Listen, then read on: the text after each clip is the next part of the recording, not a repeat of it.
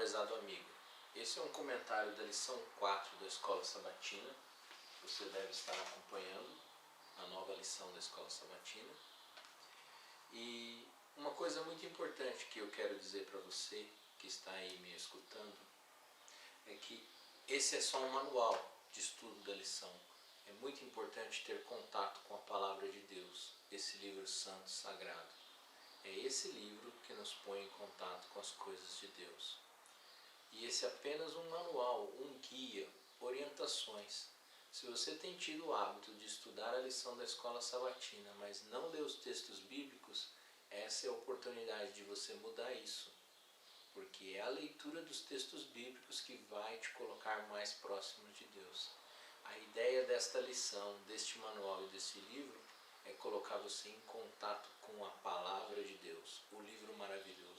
Eu quero ler o verso áureo da lição que está aqui em Tiago 5, verso 16. E ele diz assim: Confessai, pois, o vosso pecado uns aos outros e orai uns pelos... Confessai, pois, o vosso pecado uns aos outros e orai uns pelos outros, para serdes curados. Muito pode, por sua eficácia e súplica do justo. Esse verso está nos dizendo o seguinte, que todo e qualquer pecado, em primeiro lugar, deve ser confessado a Cristo Jesus. Isso não significa que você deve pegar o seu pecado e confessar ao seu irmão. Isso não, jamais. Mas, acaso você tenha ofendido alguém em particular, ou deva pedir desculpa a alguém, então confesse esse pecado a quem de direito é. É basicamente isso que o verso vem dizendo. E o verso também nos diz que seremos curados, e de certo seremos mesmo, se confessarmos os nossos pecados a Cristo. Nós obteremos a cura, estaremos em harmonia com os princípios celestiais, em harmonia com a Palavra de Deus, com o Evangelho vivo, com a Palavra dele. É muito importante lembrar que a lição vem ressaltando essa semana sobre a intercessão, sobre a oração intercessória.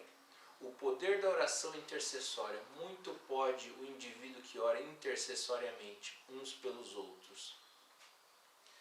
E você pode orar pelo seu irmão, você pode orar pelo seu amigo, você pode orar pelo seu pai, pela sua família, para que o Espírito do Senhor, o Espírito de Deus se aproxime dele e faça a obra de transformar aquele coração, porque é só o Espírito Santo quem transforma os corações.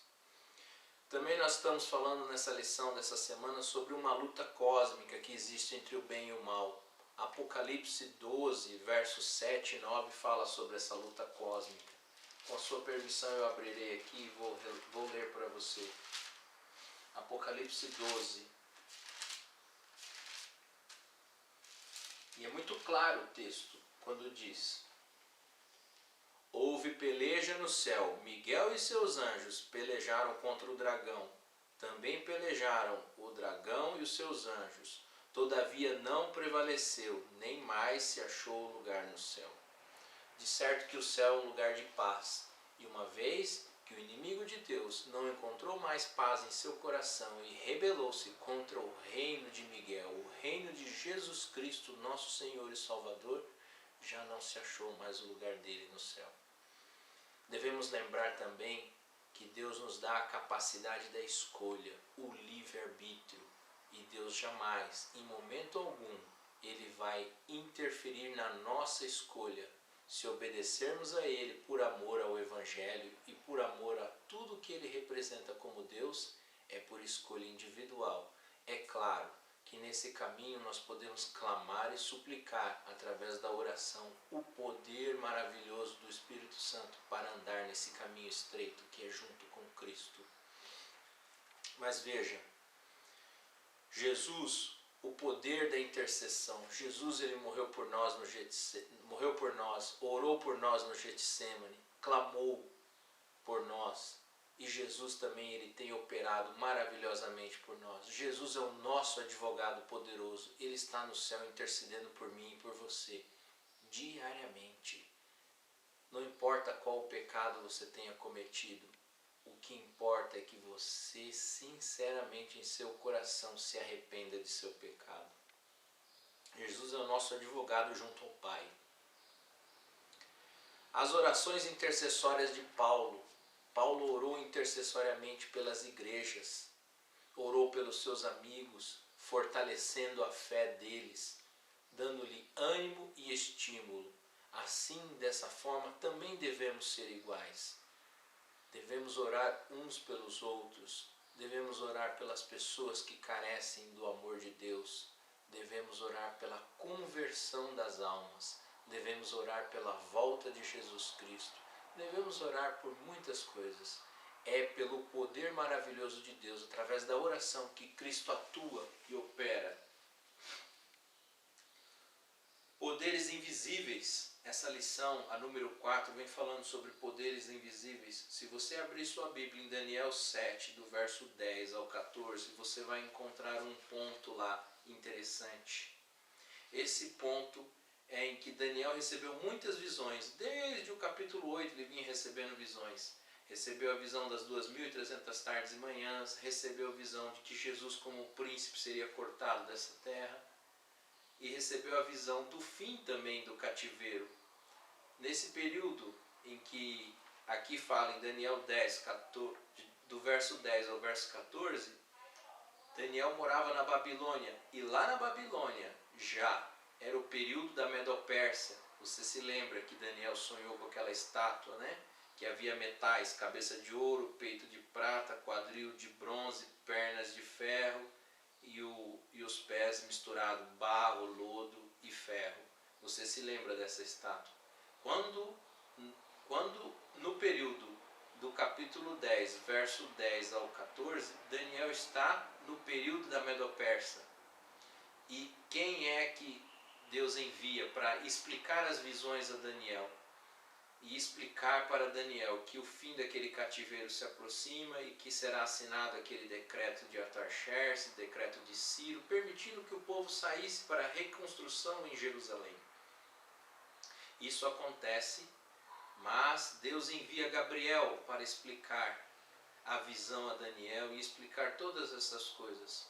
Logo, o inimigo de Deus, que é representado pelo príncipe da Pérsia nesse verso, se você ler bem atentamente, você verá isso. Ele se interpõe e não permite que Gabriel, o anjo do Senhor, vá até Daniel com as explicações.